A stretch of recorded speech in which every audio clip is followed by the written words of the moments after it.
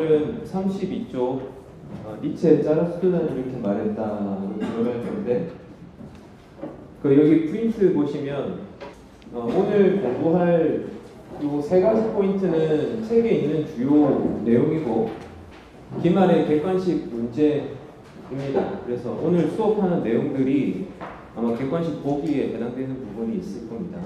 교재 47쪽 3번 문항을 보면 자기 주변에 초인이 있는가라는 물음이 47쪽의 3번인데 여러분 이거는 애초 물음 자체가 잘못됐어요. 그래서 왜냐하면 자기 주변에 초인이 있는가 없는가라는 말조차를 할 수 없는 개념입니다. 초인은. 초인이라는 것을 어떤 대상화할 수 없는데 문항 3번 자체는 이렇게 꼬표를 치고 그래서 자기 삶에서 I의 단계가 있는가 그러니까 뭐 굳이 말하면 자기 삶에서 초인의 단계를 한번 느껴본 적이 분명히 있을 겁니다. 근데 그거를 기억을 못할 뿐이에요. 이거는 오늘 수업을 들어보면 왜 I 단계가 그렇게 힘든지에 대해서 알 수 있습니다. 우리는 동물농장이라는 소설을 봤고 카프카의 변신 소설이죠. 근데 이거는 자르투스트란이 이렇게 말했다는 인문학의 어떻게 보면 끝판왕이라고 볼 수 있는 철학인데 개념이 어렵기 때문에 이 책 전부 다를 읽지 않고 제가 어느 부분을 읽으면 나중에 그 부분만 여러분들이 보시면 돼요. 여러분들께서 이 니체의 사상을 정확하게 이해하고 그 사상에 따라서 여러분들이 글을 쓰기를 우리가 지금까지 공부했던 소설과는 꽤 많이 다릅니다. 개념이 굉장히 이해하기 어렵고 굉장히 낯섭니다. 특히 I라는 특이점 일상생활에서 우리가 뭐라고 딱 명명할 수 없는 부분이거든요. 그러니까 뭐라고 딱 말할 수가 없는 부분입니다. 교재 32쪽 그러니까 니체가 1844년에 태어났고 1900년도에 죽었거든요. 그래서 이 자라투스트란이 이렇게 말했다 뿐만 아니라 굉장히 유명한 그 도덕의 계보라는 그 기타 등등의 저작이 우리가 말하는 그 20세기 직전에 니체의 주요 저작이 나왔고 여러분 20세기 이후에 니체 책이 엄청나게 많은 사상가의 영향을 줬습니다. 오늘 니체에 대한 이야기를 잘 들으시고 나름대로 여러분들이 잘 정리를 하시면 좋겠습니다. 33쪽 신은 죽었다. 자, 첫 번째 줄, 세 번째 줄이 오늘 수업 전체를 관통하는 주요한 말입니다. 니체는 망치를 든 철학자로 비유될 수 있다. 여기서 망치는 무언가를 부수기도 하지만 무언가를 건축할 수 있는 새롭게 뭔가를 만드는 도구이죠. 그래서 니체 철학은 뭔가를 부수기만 한다. 우리가 기존에 했던 생각과 그렇게 생각하지 말라라고만 금지만 한 게 아니고 뭔가 새롭게 하라, 뭔가 새롭게 건축하라 그걸 말하고 있는 주요한 핵심인데 우리 수업 OT 제 첫 시간에 제가 이 말을 한 적이 있거든요. 무언가를 차이라고 말하면 그게 진짜 차이인가? 그러니까 무언가를 새롭다라고 말하는 게 진짜 새로운 것인가? 그러니까 남들이 이러이러한 저런 것들이 이미 차이 난 것을 나는 그냥 그걸 선택한 것을 나는 정말 차이를 선택한 것인가? 남들이 이거 하면 새로운 것이야. 근데 그걸 했다고 해서 진짜 여러분들이 새로운 것인가? 그게 이제 니체의 가장 중요한 핵심이고 제가 첫 수업에서 이미 니체에 관련되어 있는 의미를 이제 숨기면서 여러분들한테 말하는 겁니다. 그것의 본심을 오늘 수업에 제가 드러낼 건데 니체는 망치를 든 철학자로 비유된다.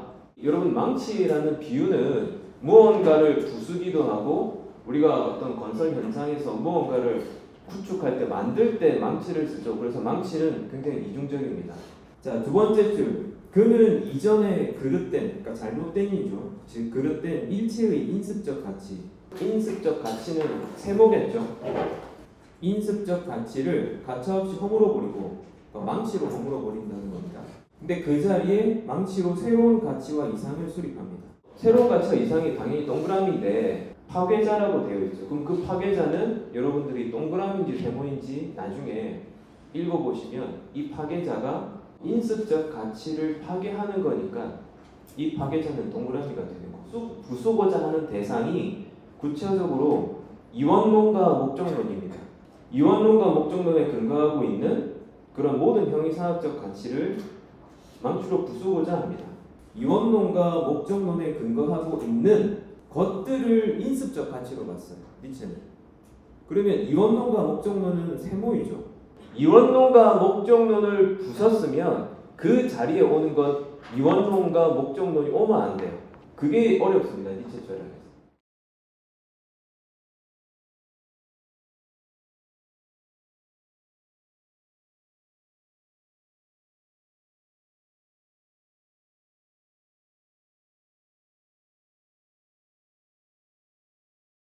그러면 이원론과 목적론이 뭔지를 알아야 되겠죠.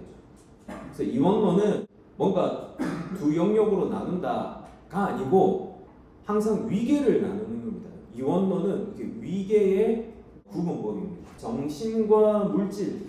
우리는 대체로 정신과 물질에서 전통 사상은 정신을 우위에 둡니다. 그러니까 우위, 위계. 자, 그리고 여러분 불변과 변화 중에 전통적인 사상은 무엇을 우위에 뒀을까요? 네, 불변을 우위에 놓습니다.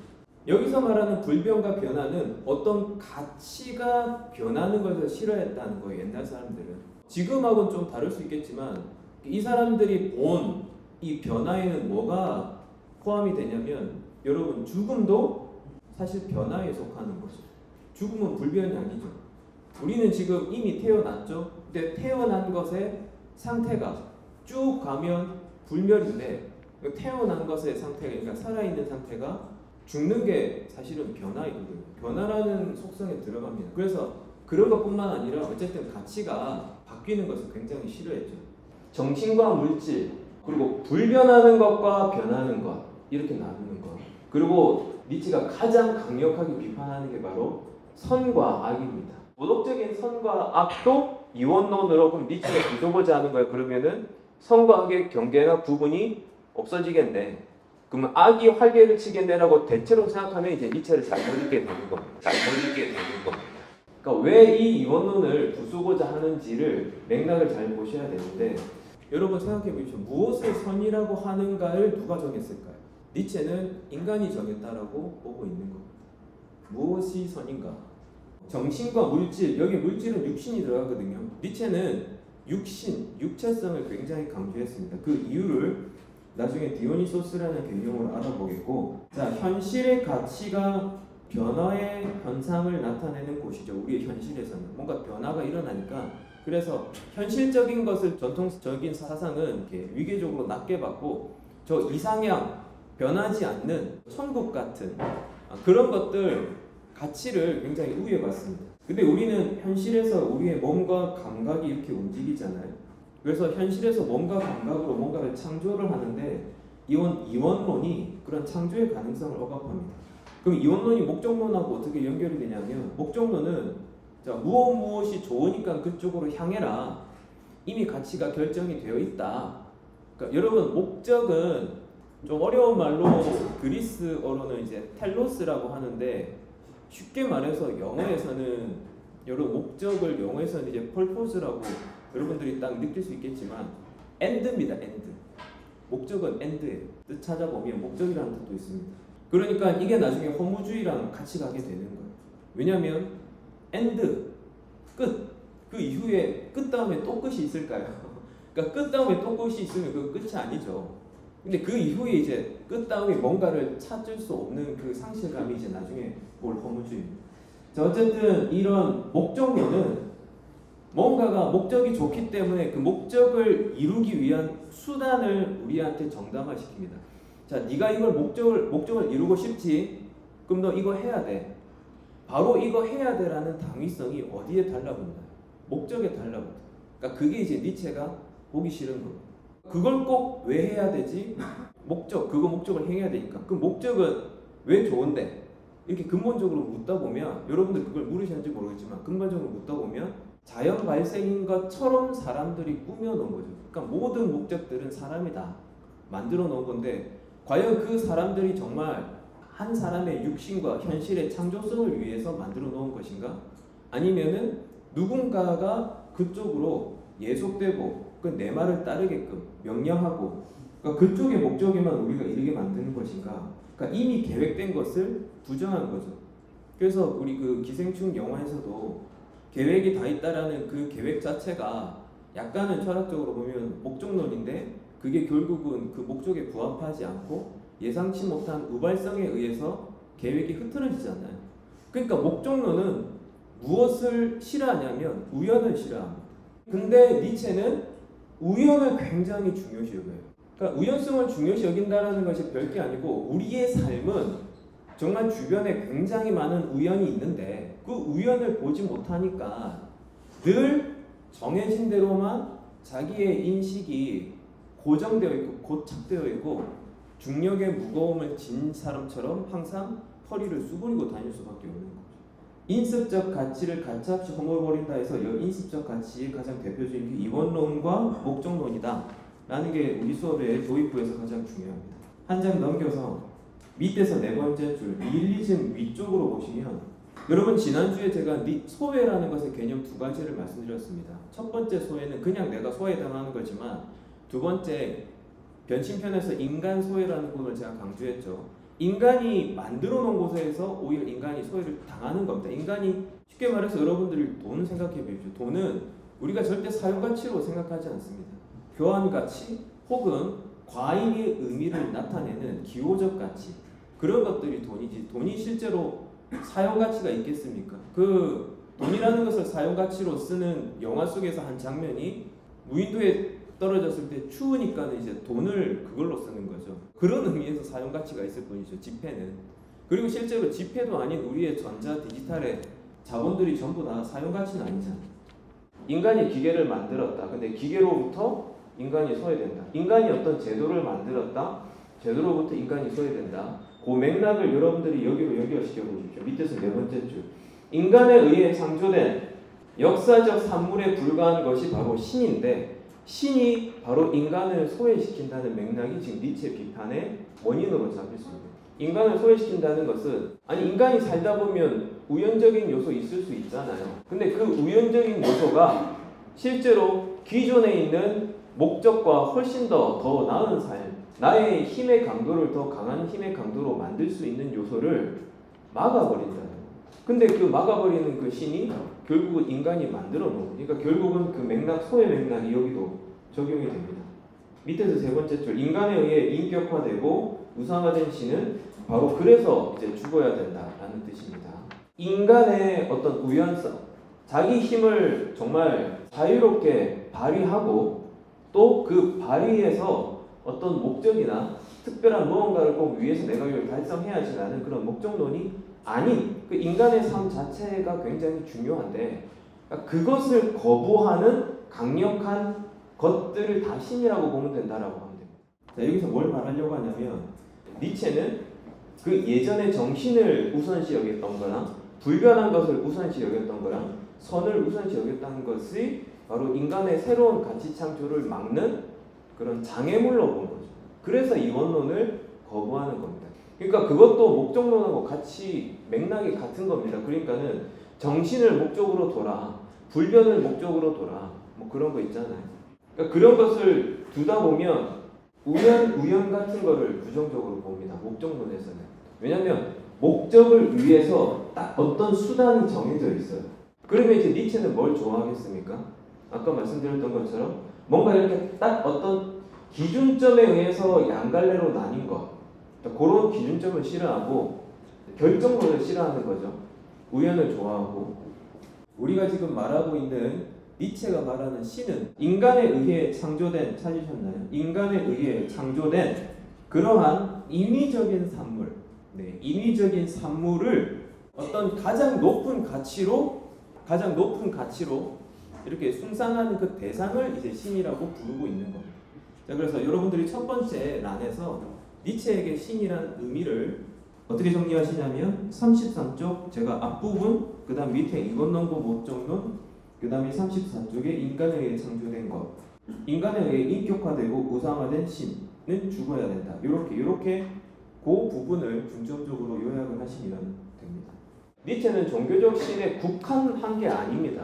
이원론의 기준을 말하는 바로 그 기원 내가 이 기준을 만들었다. 그럼 내가 기원이다. 내가 이 기준의 어떤 중심점이다. 그렇게 말하는 게 다 신이거든요. 그러니까 집에서도 신이 있어요. 집에서도. 집에서도 신이 있고 어디 뭔가 신이 있는데, 그러니까 그게 이제 이원론의 기준, 어떤 목적을 말하고 있는 그런 기준점이 다 신입니다. 니체가 신은 없다가 아니고 신은 왜 죽었다고 말했을까요? 신은 없다가 아니고 죽었다. 죽었다라는 것은 무엇을 포하나요? 살아 있었다. 우리 삶에 반드시 살아 있다. 살아 있었다. 근데 그러한 살아있는 그러한 신을 여러 가지 의미로 여러분이 이해할 수 있습니다. 신은 이미 죽었어. 그러니까 그러한 최고의 가치는 없어. 이제 니힐리즘으로 연결되고, 아직도 신을 믿고 있단 말이야. 신은 죽었다니까 이렇게 이제 말할 수도 있고 여러 가지 의미가 있는데, 자 거기서 니힐리즘을 보겠습니다. 이게 아까 제가 말씀드린 목적론 그 이후에 또 다른 목적을 스스로 창안하지 못하는 사람들이 니체한테는 이 니힐리즘에 빠진 사람인데, 34쪽 니힐리즘은 일반적으로 인정되어 온, 그러니까 여기서 일반적으로 인정되어 온이라는 것이 아까 봤던 이제 인습적 가치랑 이제 맥락이 약간 비슷합니다. 자, 대체로 일반적으로 여태까지 누구나 자손 대대로 이렇게 인정되어 온 생활상의 가치, 뭐 어떤 이상적인 것, 좋은 것들, 도덕 규범이나 문화 이런 것들을 전적으로 부정하는 견해.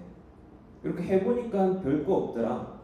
내가 이걸 달성했는데 그 다음에 또 뭘 해야 되지? 그러면 이미 달성했기 때문에 그것을 향하는 마음이 없다. 그러니까 그것에 대한 부정이라는 뜻이거든요. 두 번째 줄 최고의 가치이며 삶의 의의였던, 요거를 삶의 의의를 아까 봤던 그 목적이라고 바꾸면 좀 더 선명하게 이해가 될 겁니다.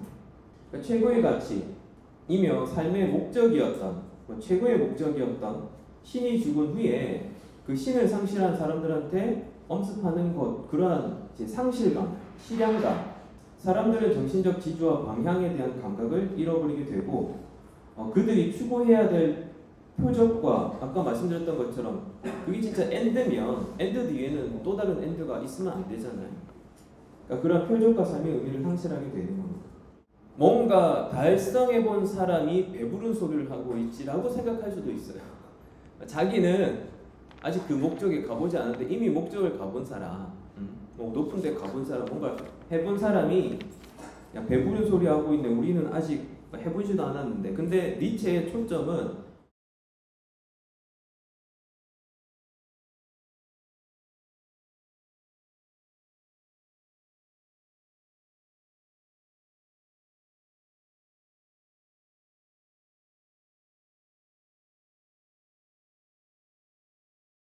결과주의가 아니고 어떻게 그 결과 쪽으로 동기를 이루고 있는가. 약간 굳이 따지자면 그런 동기나 의무나 그 결과를 이루게 만드는 그런 원인에 좀 방점을 두고 있지, 그 결과 자체를 가치로 이렇게 두고 있는 학자는 아닙니다.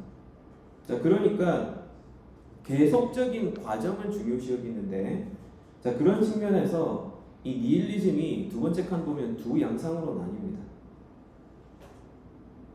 사람들은 현대 과학이나 이런 것들에 문명에 있기 때문에 그렇게 옛날 사람처럼 신을 믿는 사람은 잘 없어요. 진짜.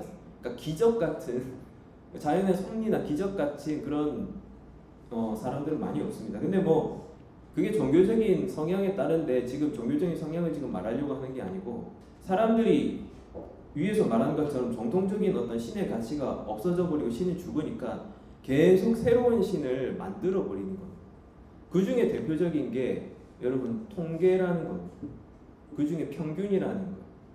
내가 이번에 시험을 치면 평균이 얼마입니까? 평균보다 나오면 기분 좋고.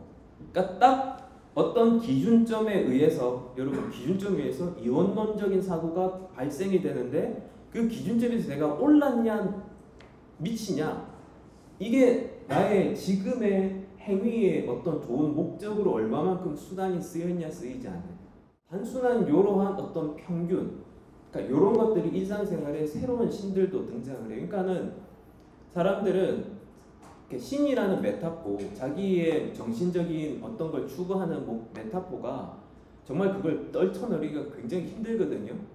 근데 그걸 떨쳐내기가 힘든 것에서 니체는 뭘 강조하냐면 5쪽의 마지막 줄.